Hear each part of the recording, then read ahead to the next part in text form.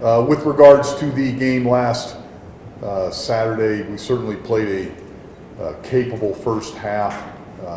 Offensively, I liked our fast start. Thought we did some good things, both running and throwing the football. Defensively as well, we turned the ball over, got some 3 and outs.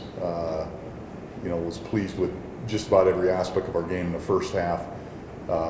Special teams wise, we had not kicked the ball very well the first game. I thought we kicked it very well, both our punter and kicker this past Saturday. We tend to lose our edge there in the second half, particularly late in the third quarter, and we're not a good enough football team to do that, and so we struggled at times in all phases. But from top to bottom, I thought we took a step forward, did some nice things. We still got a lot of work to do, and so now we're obviously shifting all of our focus towards the University of Colorado this coming Saturday down in Denver. So it's I know our whole program, our players, coaches are very excited to have the chance to play in this game. It's a great game, and we're really looking forward to it. Did you kind of give us an update on the injured guys? Yeah, Mike Sisson, fractured an ankle. So he is definitely out. Austin Gilmore, Jake Levin, we're still examining, so we'll know as the week goes on. Scott Carter, I believe, will be out this game. I'm trying to think who else. Derek Good came out for a little bit. He's fine. He'll play. This was a thumb, right? Yeah. I don't have the list in front of me, so. What are the ramifications of losing a guy like Michael Sisson?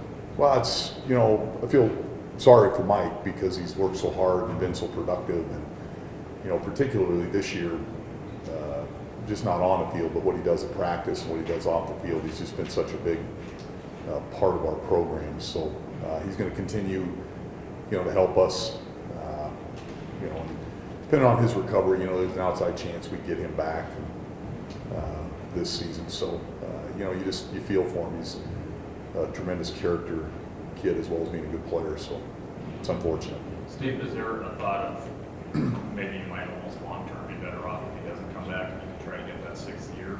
I don't believe, I'd have to look into that further, but at first examination, he will not be eligible for a 6th year. Why would that be? Well, both years that you don't play have to be because of injury. Both years have to be because Yes. of injuries. Okay. Yeah. So that's why it'd be different from Rodgers. Yes. So is it, because I think it's standard sometimes, like an ankle injury, 6 weeks almost? His must have been pretty bad. It's anywhere from 6, 8 to 10 weeks, depending on, what exactly happened. They put a plate and a screw in there, and they're not all exactly the same. But some guys come back quicker than other guys, so it's a little premature to be talking about how many weeks. But I know he's had the surgery and start rehabbing. What are the plate and screw in? Again, don't hold me to that. I think so. I saw him in the hospital. I was more concerned about talking to him and how he was feeling than exactly what transpired. What can he still do to help this team?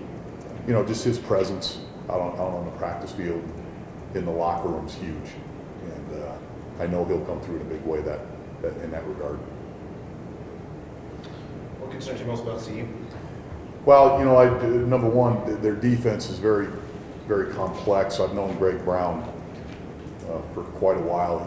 He's done a great job everywhere he's been, and they're very pressure orientated. They do a nice job. So it's it's different than what we faced obviously in the first 2 weeks. So that's a concern. I appreciate the way they play offensively. I like the way they line up and try to establish a run game. They've got a good back. Obviously the receivers, an elite player. So they've got ways to move the football. So they're a good football team. Despite their record, they've played some very, very good football. And we need to obviously have a great week of practice to have any chance. Does Paul Richardson stand on film? Yeah, he is. He's an elite receiver. There's no question about it. He's got all the tools.